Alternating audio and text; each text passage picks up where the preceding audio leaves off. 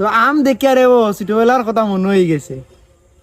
ছোটবেলায় ইলান যদি আম পাইতাম রে ভাই কি পরিমাণ খুশি হইতাম, এটা হইয়া মাতি লাভ নাই।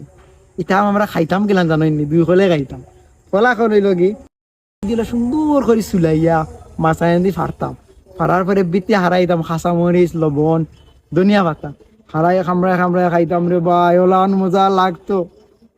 আর জালি মাঝে মাঝে তো আম দিলাইতো না, এর থেকে আর তোরা বড়ে এলে আমার তো জালি দিলাইতো, জালি দিয়া লাইতো তো তো টেন্ড হইতো।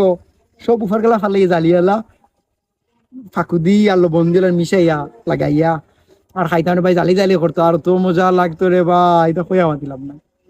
এখন তো রে ও দেখায় নি নানান ধরনের গাছ বার হয়েছে, গাছকে হরাইয়া লইয়া যাওয়া যায়।